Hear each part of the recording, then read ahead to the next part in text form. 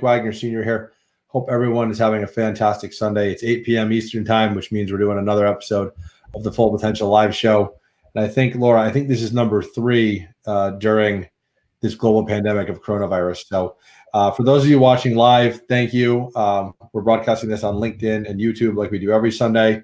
And then we will make sure that we'll probably end up putting it on YouTube tomorrow. So you'll have, the recording on YouTube tomorrow.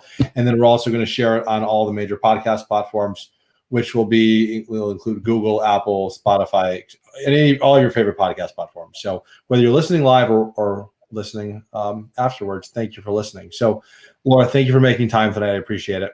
Absolutely. My pleasure. So let me introduce Laura, and then I'll have her share a little bit more about herself. So this is Laura Dinan-Haber. And Laura, I think we met last year through a mutual friend, and because I was actually talking with my friend about, hey, I really want to go to that TEDx Hartford event, and my friend was like, hey, Laura actually runs that, so let me introduce you to her, and then I ended up getting tickets and going. So that was a great event. But so Laura is actually works at Nassau Re here in Connecticut, where I'm also based, and she is. Well, you do a lot of things at Nassau Re, so we'll let you describe what all that is. But so she's currently working at Nassau Re, and then for fun in her spare time is actually the co-founder of TEDx Hartford. So Laura, thank you so much for joining us on the show today. Thank you. No, it's great, and I'm happy that our mutual friend connected us last year, and it's been a fun run, and I'm excited for our conversation tonight. So why don't we start with I guess as it starts pouring, and we're getting a thunder here in Connecticut, thunder lightning.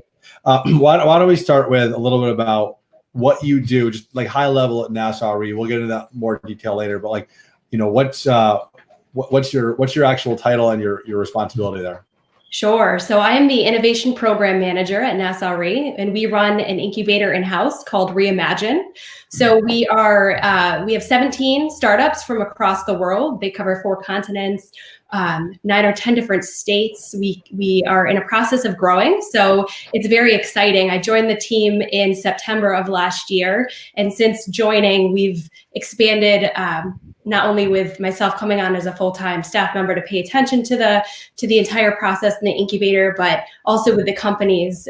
They were at about 9 or 10 when I got there, and now we're at 17. And our hope is, fingers crossed, we can go up to 30. So it's really exciting. So I manage the day-to-day, everything from contracts to programs, getting people in, getting the program out there.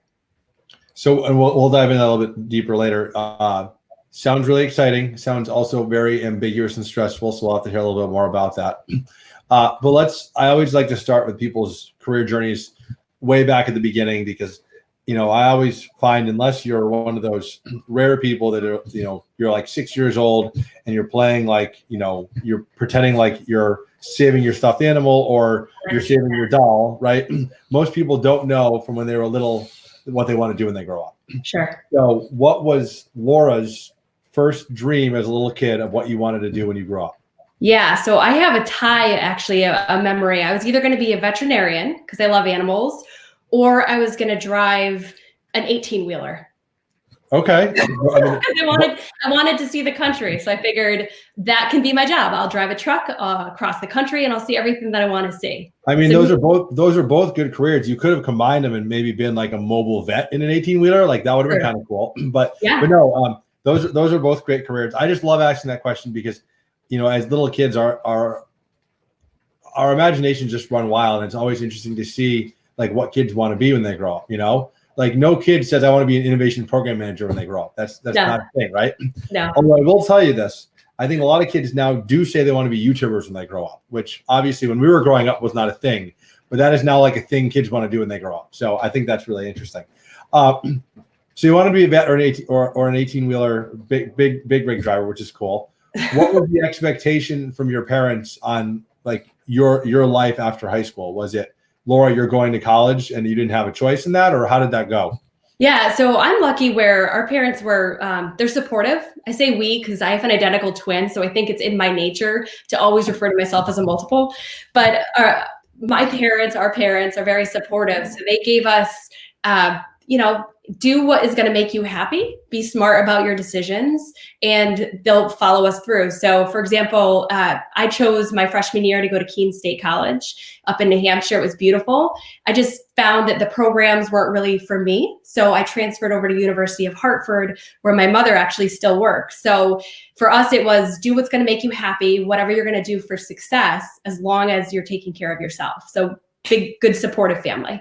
Yeah, I think that's so important. I think your direction on where you go post high school, I think there's so much influence based off of what your parents did or what your parents expect of you that I always just like to hear from that from guests.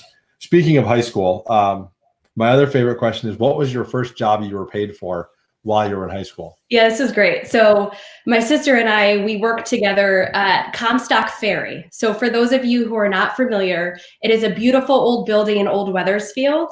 And it had been at the time for seed packets. So they sold seed, they sold anything agricultural. So as part of our job, it was cashier, it was sweeping the floors. When you see a seed pack and it says 10 seeds or 5 grams, we had to count out the 10 seeds or the 5 grams and then glue stick every single packet shut. And Wow. there would be hundreds, if not thousands of these things. So it kind of taught me everything from, yes, it's important, obviously, to keep a clean store, all the way to they would let me reorganize certain elements within the store. If product wasn't moving, I could make a new arrangement or a new this or a new that to help them push whatever it was. So Right. It was fun, and having a gray thumb, it helped me a little bit in terms of learning what to do with plants, but I'm still not quite there yet. So you said you have an identical twin? I do, yes. So did she ever go to work for you or vice versa? Like how did it? That's genius. Looking back, I should have done that. So I that's like the first thing that came to my mind. I don't know why, but we play tricks though. We play tricks. So that was fun, at least if for in school or with our friends, or even still, she lives out in Colorado now, but there's been a few instances where she's come home. We haven't let my mother know about it. And then I'll send her to the front door, rings the doorbell. My mom thinks it's me. 5 minutes later, I ring the doorbell, then my mom freaks out. So it's fun. That is funny. That is funny. So no, and I asked the first job question because I think you learned so much in that first job, and everyone always remembers it, right? Because it's one of those defining moments in your life, right? It's like, oh, I just got my first paycheck, right? And you look at your paycheck and you're like, oh wow, where did all the money go, right? Because you don't know what these things are called taxes until you actually start working. So I always find that interesting. So what did you end up going to school for at University of Hartford once you decided to transfer there?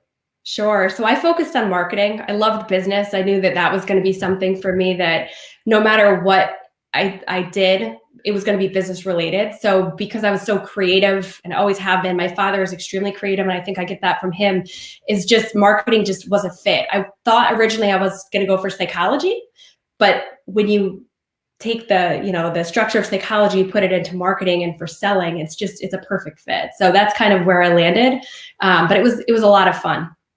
And was, how did you, I guess I always like to ask this, how did you end up picking, going through that process? Was it, you talked to your parents, you talked to professors, you talked to friends, because I feel, myself included, I feel like everyone always changes their major, right? And we really these young kids and expecting like, oh yeah, you're going to go do this for the rest of your life. Like, I don't know what I want to do. So how did you end up deciding? Was it just based off of like what you thought fit your need for going to school and your desire to kind of do something afterwards?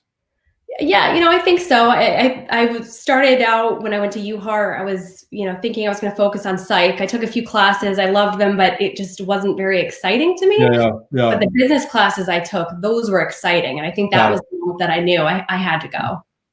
Yeah. I mean, I think to your point, you can use a lot of psychology within marketing too. So maybe you get to do that now. So you finished UHart. So you came back to Connecticut, where you're from. What was that first job that you took out of college, right? So you graduated from UHart. Where did you go for your first job? And I always like to ask this, was it related to your major? Because I think a lot of times people go to school for something and they don't even do what's related. So how did it tie to your major? Sure. So it did and it didn't all at the same time. It was interesting as an overachiever, or just I'm super driven. So I told myself, before you walk for graduation, you need a full-time job. And for a lot of people, that's a goal. And for some people, they just kind of flow with it. For me, it was like, this has got to happen. So I was applying for jobs. I was going on interviews, and I applied for this job, and it needed 5 to 7 years of experience. And I was not yet graduated out of college. I certainly didn't have 5 to 7 years of experience. It was a job for an event planning role at a financial company called Ameriprise Financial. And again, I didn't have any background in the financial services industry, nothing of that sense, but I knew it was something that I could do and do well. I applied for the job. It took about 7 rounds of interviews. And the woman who I ended up working for, Wow. Renee Sherman, she's amazing. She was the first person, I think, for me out of college that showed what a mentor could be and what, kind of stepped me through the process.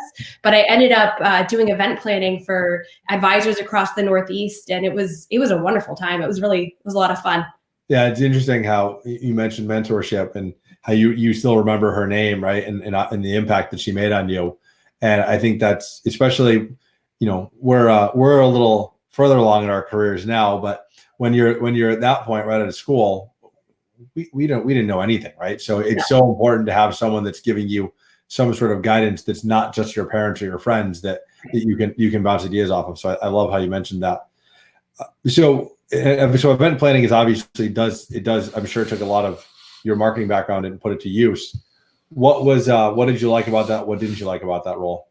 I created that role from an empty desk. It was a new role to the company. So that for me was a lot of fun. It was the first dip into any kind of entrepreneurial activity, if you will. So kind of being able to build that, I loved it. The thing is I didn't like about it, I can't necessarily think of it. I think because I was a team of one, that was tough, especially coming from college. So that was hard. But again, I was surrounded by a great team. So they worked the day, and it was a wonderful experience. And then the market crashed. Oh yeah. Yeah.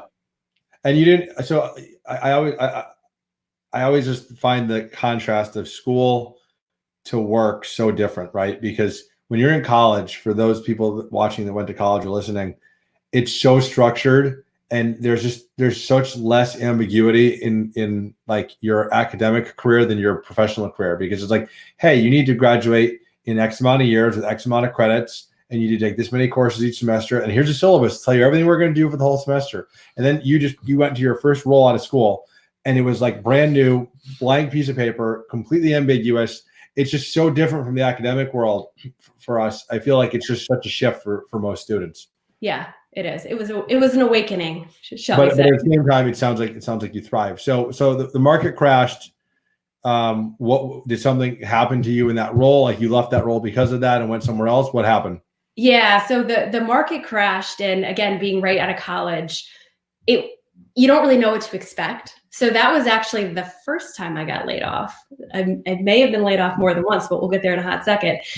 So when the market crashed, the way that essentially it happened was anything that was spending money was generally the first things to be cut out of business. Right. And planning events clearly was spending money. So it was one of several roles that were essentially eliminated. So fresh out of college, great experience. And then all of a sudden I'm out of that experience. And it was kind of like, well, what do I do? I did so well in college. This can't happen to me. But guess what? The world is a very different place than the insular university and college system. Yeah. So it was my first good awakening. And so, I think that's definitely something that, again, I think a lot of students aren't really prepared for based off of their college experience. So what did you do? Like, how did you take this setback and turn it into an opportunity for you? Yeah. So I was job searching a lot, trying to figure out what I wanted to do next. I took a little bit of time. I went down, my sister was living in New Orleans at the time. So I went down, I volunteered for Jazz Fest. That was absolutely amazing. So again, kind of integrating the travel portion of the truck driver seeing the world. But it was just me and my jet. I drove down there. So that was a lot of fun. Love music, great experience. Came back up to Connecticut a few weeks later and figured, I've got to do something. What's next? So I ended up landing a role over at Northeast Utilities, CLNP, now called Eversource. But I started there as a marketing and sales something or other. I was there in that role for about 6 months, and I decided this is great, but this other position, economic development and community relations, had opened. So I applied for that role, and that was phenomenal. So if I didn't, get excited enough about the first job out of college, that econ dev role was great. And again, bringing up mentors, I had the wonderful experience, Doug Fisher, John O'Toole, Tom Morano, Lynn Vasquez. They're people that I still keep in touch with today.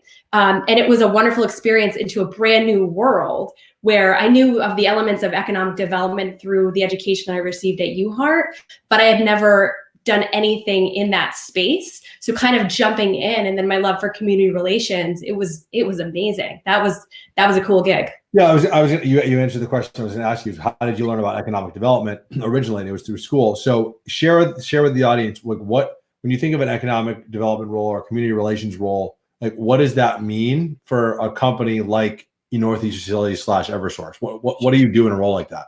Yeah, sure. So there's multifacets. So one example of several is so Eversource Energy. The more energy that they sell, the more money that they make.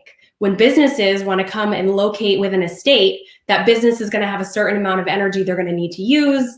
If they get them on the grid, more dollars in the pocket. It's elements within the community. How active is that going to be? We would partner up with different organizations, whether it was, Food Share and getting the Eversource or Northeast Utilities name out there, and any kind of volunteer activities, getting within the schools. We did a lot of really cool things on the combo. So one example was we held a YouTube contest for students. It was an elementary school, and they had to submit videos to us around a certain contest, and then we would judge them, and then we went to the school and then presented the awards. So kind of bringing the name in a real way to people within the community, and then helping businesses to stay within the state and then grow and come here as well. Yeah, no, that's really cool. And that role, so you took that role, you said 6 months after you joined Northeast Utilities to begin with in a different role. Yeah. And it sounds like that, and that uses a lot of your marketing background as well, but that really, I think, started like your career, if you will, right? Because that was your first of what was multiple jobs that worked on economic development. Yeah.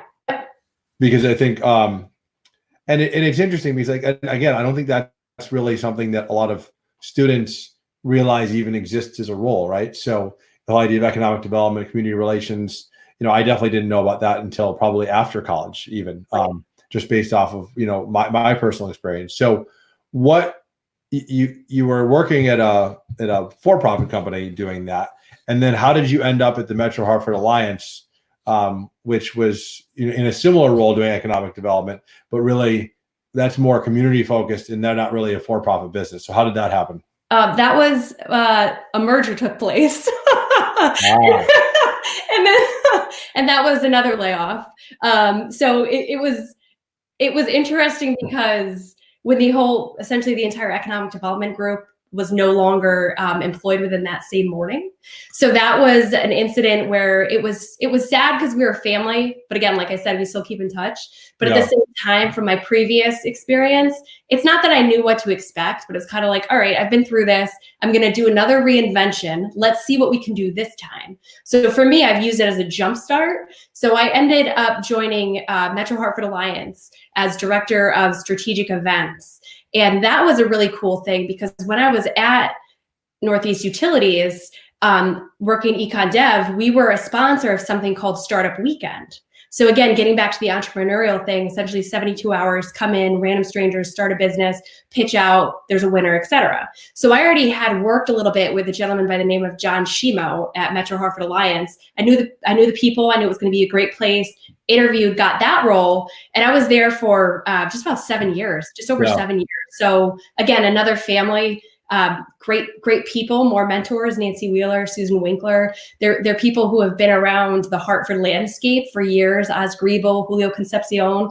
So it was a really great experience for me to surround myself with very intelligent people and learn from them and then use that as a jumping off. So I think a lot of people know what like Eversource does is like an energy provider. What was the mission? What is the mission of Metro Hartford Alliance when you worked there, right? So for those that are not in Connecticut that might not know the name, these types of organizations are all around the country and world, but what's the intent of the organization? What do they do? Sure. So the Alliance has multiple focuses within it. So the Connecticut Insurance and Financial Services Cluster, Connecticut Health Council, Hartford Young Professionals and Entrepreneurs, the Hartford Chamber of Commerce, and then the Metro Hartford Alliance. They're all essentially separate entities under the umbrella organization of the Alliance. And the focus there is to attract jobs, capital, and talent. I know that the COVID, it's changed slightly, but essentially that's the focus it's, how can we keep businesses within the state? How can we grow those businesses? How can we attract the best talent, whether it's homegrown or attracting that from outside, and kind of getting a focus on the economic development, but again, with the community element there as well. So what can we do and how can we do it to serve others? And as a member-based organization, you're serving a lot of different large organizations, and then the mom and pop one-person shops as well. So that's a really interesting structure that, again, taught me different layers of business. Right. And this it sounds like combined your love for marketing, some of the work you did with event planning, the work you did with economic development. It kind of tied everything together into one job. Yeah. Which sounds a lot of fun. So you were at Metro Hartford Alliance for 7 years, and I know that the organization, for those in Connecticut, it does tons of great stuff for the Hartford region. And I think it's obviously a really big part of, I think what I like to call the Connecticut comeback and how we're trying to make the state, even better than it was before. But what made you leave what sounds like a really great place to work, great fit for you, help the community? What made you shift and go to Nassau Re in 2019? Sure. So I realized I was doing something called Business Church, where I was interested in joining boards and organizations. So I joined one, and then I joined another, and then I joined another. And it's not that I had more hours in my day, it's that I was looking to excite different areas or different focuses. So I figured if I keep going to Business Church, then I'm ready for the next fulfilling adventure. So that's kind of what helped me decide that. And the more I learned about Nassau, the more I learned about the group that I work with now, the more excited I got. And I figured this is actually a pretty funny story. I said to my colleague, if anything ever opens up within that group at Nassau, I have to apply. The very next day, my colleague turned her chair sideways very slowly and very haphazardly and said to me, I don't want to tell you this because I don't want you to go here, but I just saw. So that's kind of how it happened. I put it out into the universe, and the universe came back. That is funny. So no, that is. I wanted to talk about that with you because I think it's a good time to pivot. You are on you do a lot of volunteer work on just in nonprofit work. What made you join your first nonprofit board? Right? Was it you just trying to give back to the community even more? Was it, did someone invite you? How did you get involved with that? Yeah, so it was a combination. I was still at Northeast Utilities, and my colleague at the time, John Poole, came over and he said, listen, there's an organization called the Connecticut Invention Convention, and they're looking for somebody to come on and kind of help out with marketing efforts. Would you be interested? So it was a combination of, entrepreneurship. It was young inventors. It was something really cool and different. I had never done anything like that before. So that was the first board that I had joined. So it was a combination of those two elements. And then all of the ones since then, it was invitation, noted interest, got an invitation. So it's a mix, but I find that if you surround yourself with good people and let them know what your interests and intentions are, you generally get things thrown your way to consider. And a lot of these things, it was either I had to seek or they found me. So it was a good mix. So for people that have never been part of a nonprofit board, can you just explain a little bit about what do you do, right? And for people that might be considering joining one, what would you say are the benefits of joining a nonprofit board? Other Sure. than obviously having the opportunity to give back. Yeah. So the boards that I'm on are working boards. So that's a good distinction for me is there's working boards and what I call maybe more of an advisory board type role. So the advisory boards are maybe a little less hands-on, but again, it varies. The boards that I'm involved with, so I'm on the board of Reset Social Enterprise Trust.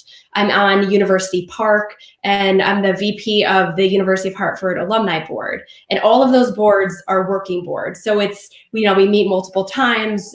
There's things that I'm responsible for. So for example, at the UHeart role, I chair the awards committee. So every year there's the Anchor Awards. It's the whole process of vetting out, etc. With Reset, we meet monthly, whether it's the full board or different focus areas. So it's a lot of work, but it's rewarding because you're giving back and you're doing things to help advance these businesses that may not have had the opportunity to do so as quickly. So again, it varies, but for me, it's all hands on. Yeah, and I think for people listening or watching or listening on the podcast, if you want to get involved with nonprofit boards, I think my recommendation, and I'll ask you what yours is, Laura, is reach out to the board directly if there's one that you're interested in and you want to get involved, because I think most of these nonprofit boards are always looking for volunteers to get involved with stuff like this. So I think you could reach out directly, or in your case, people could just end up asking you based off of just your skill set.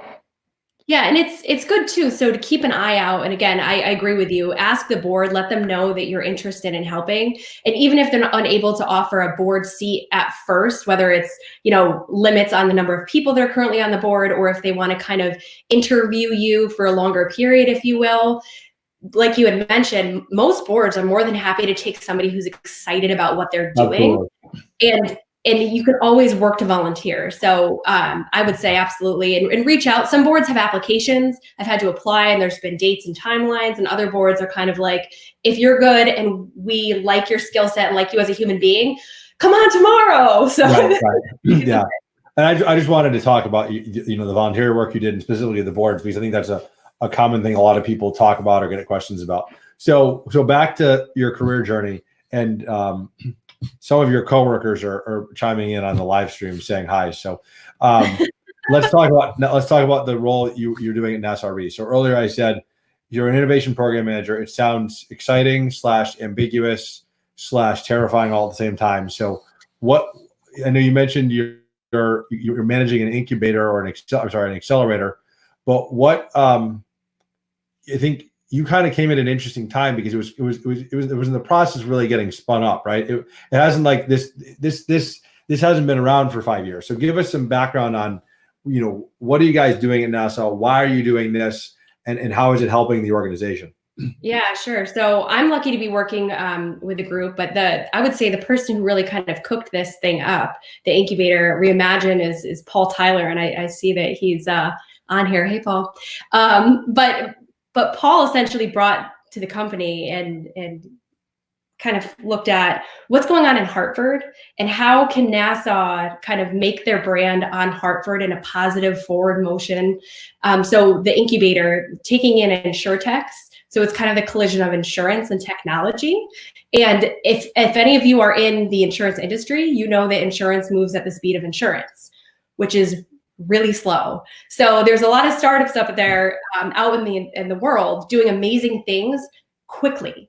So kind of taking in the best of the InsurTechs that are out there, understanding how can they fit within what Nassau is doing to serve their clients and customers, and how can they improve or edit or alter in a positive way certain pieces of the business, certain pieces of the client-facing procedures, if you will. So kind of pairing that all together and then doing it in Hartford as a community partner. So for us as an incubator, we don't charge these companies. We don't take stake in the companies.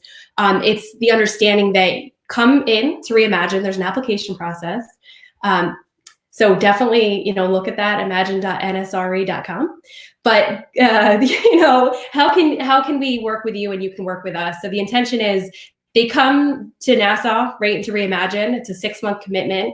We provide services. We hook them up with connections within the community, whether it's different carriers, et cetera. And then our ask to them is, please stay in Hartford, please stay in Connecticut, and please hire here. And that's it.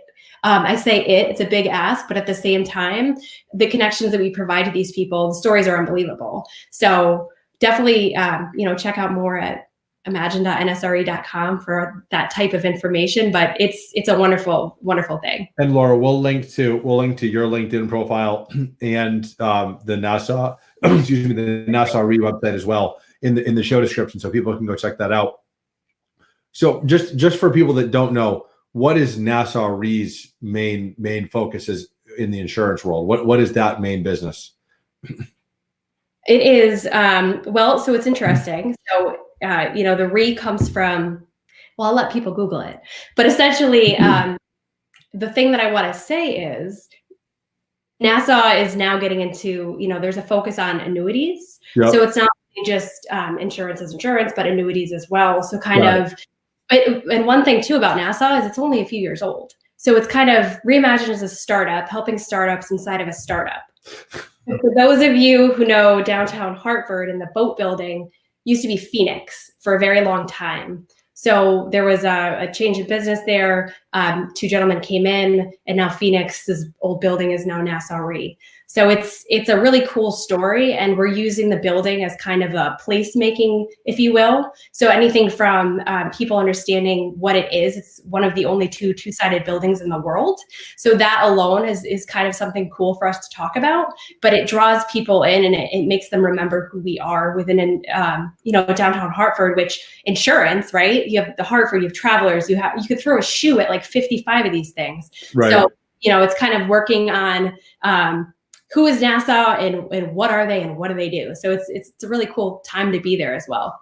Yeah, and you mentioned you have 17 companies that are currently in the program. Correct. Yes. That's pretty amazing. So what it sounds like and I've seen you are always on your own live show with NASA on LinkedIn quite a bit. What is one of your roles in the organization to really promote the program and what you guys are doing to find more startups? Is that one of the reasons you're doing so much marketing and live shows?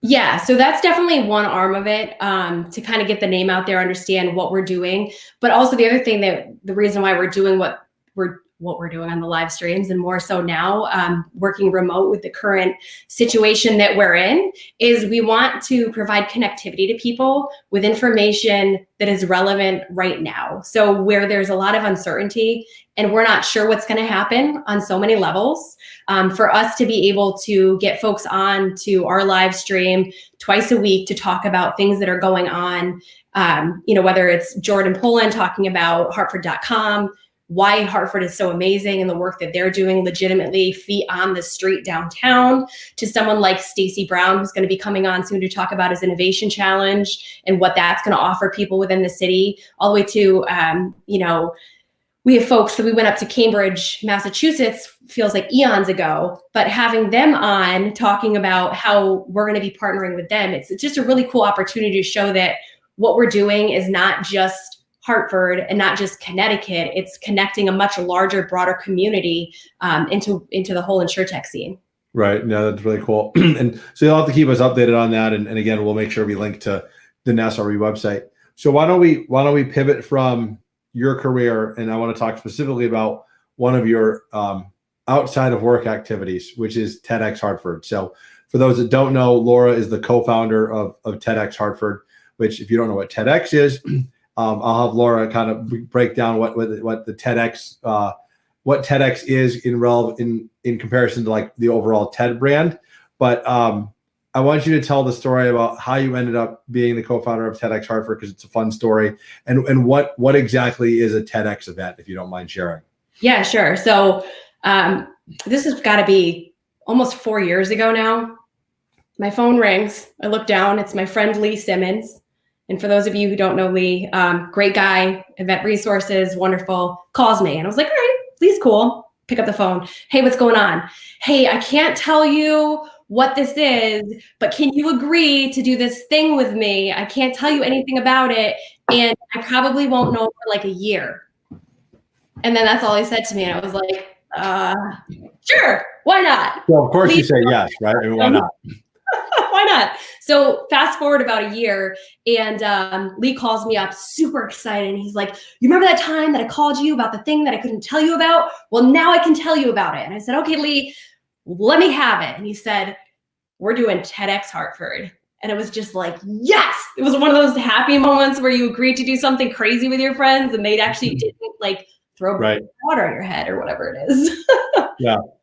And so what, so for people that don't know, like, what is a TEDx event, right? How is that different from an actual TED Talk? Sure. So TEDx is a local self-organized event. It is, the easiest way, my words, not theirs, is that essentially the best way to think about it is, TED Talks, like everyone is aware of. It's a global brand, wonderful, amazing. TEDx is the local event. So we as co-founders, if you will, we have a lot of documentation. There is a lot of rules, and all the rules go around essentially protecting the brand and the brand association. So kind of agreeing to work within certain parameters. And again, that's why it took about a year for Lee to get that back from them, as there was an application process. It's a lot of questions, Q&A, you have to agree to a lot. So it's working through that, but essentially it's providing the opportunity for local folks to plan these, to get local people or local ideas, topics. And again, I focus on the local bit because that's where TEDx is different. Right. But we at TEDx Hartford have had people from the West Coast, really all over the US come in, and we like to make a point to not just choose people within our state, just because there's viewpoints from all over the world that are worth hearing, or they're important. So it's a really exciting thing. We have it coming up in December again, but it's essentially the local version. And your event, I think, just so people realize, like, yours is TEDx Hartford, which means it's more like a generic TEDx. There's TEDx events for schools. There's TEDx events around education. There's TEDx events for companies, right? So I think there are like a lot of varieties or variations of TEDx, but yours is specifically around an actual city. So I think a lot of people that watch the show or listen to the show probably know the TED brand, but for those that don't, what is, like you mentioned earlier, it's a global brand. Like, you can listen to TED Talks and learn about this or that, or be entertained or whatever. What drew you to being so excited to do this, right? And like, why when Lee called you back, were you like, oh my gosh, yes, this is so cool, when you didn't even know what it was? Like, why was that such an exciting time? Yeah, sure. So for me, it's I love to build community, and whether it's through board, through work, to through family, to build community around something. So for me, it's awesome. So we get the chance to choose a date, to create hype, to have to market ourselves, get the event out there onto the web, talk about it, have people promote it. We've had, I would say, easily almost 200 applications, if not more. So applications for this year's TEDx Hartford actually close on March 31st. So if you're out there listening, apply by midnight Eastern Standard Time, March 31st, please. It's a wonderful thing to get people into a room. They're excited to be there. They're generally attending with friends or family, or we've had a lot of coworkers of the speakers. And it was last year, Yvette Young, woman, Village for Families and Children. She spoke about human trafficking. And Yvette spoke to that. Definitely go to our website, TEDxHartford.com, check out her talk. Powerful, moving, frightening, important to hear. But to watch the community that surrounded her at the event was unbelievable. And for me, that is the biggest thing that I get from this, is you get people who love something, who have an idea that they want to spread and share within the world. And then they have everyone else surrounding them with support and interest and excitement, whether they came together or whether they met there that night. It's fascinating. It's like a small social experiment, but a fabulous event all at the same time. So for me, it's a lot of fun. I love it. Yeah, no, I went last year. It was awesome. Great speakers, really well. The whole event was so well done. It was in Infinity, right? Infinity Music Hall in Hartford. But it was a great event, and I had never been to a TEDx event before. And obviously, I can't tell you how many TED Talks, right? Because I'll go on YouTube, I'll go on the TED app and watch the TED Talks, but I'd never been to a TEDx event. So it was a really cool experience. So for anyone listening, these happen all over the world, right? So not just here in Connecticut, obviously, but you can find TEDx events all over the place. So definitely go check that out. And I think it's just, you and I were talking before the live show today, with everything going on right now and us being quarantined in our homes and not being able to leave for so many of us, the TED Talks are a great way to go just learn or be entertained, or, spend some time not thinking about what's going on and watching the news and learning something. So I think, it's a good time to do that all the time, but I think even now more than ever. Yeah, there's a term that I've heard, definitely did not create it, but infotainment. And I think that is a really good way to kind of talk about the TED Talks and TEDx Talks. Is you have your information, you have your entertainment, you combine it together, because the goal is, they can't be motivational talks. Right. So, but the talk itself can motivate. So no matter what the subject is, you're going to leave that talk once you've listened to it with something. Because the goal for the speaker is leave the audience member with that one thing that they can then into the world and share. So I've listened to all sorts, and like you said, it's entertaining, it's educational, and it's really timely right now. No, it really is. That out. So let's go to the rapid fire session, and then we'll wrap up, and I'll get you out of here so you can get back to your family. So a couple quick questions, and then we'll close. Biggest accomplishment of your career to date? Let's think about that. Biggest, I think the first thing that comes to mind, obviously, the job paths, the careers, they've all been wonderful, but I think getting to the point in my career journey where I feel like I'm in complete control of what I'm going to choose, what's going to happen next, right? And I say that loosely because no one's in control. Like, we know that better right now than ever, but knowing what I'm going to want for myself as an individual, and then make choices to better myself no matter what the next is. I think that's probably the biggest accomplishment so far. Yeah, I know. I like that. That's an interesting answer.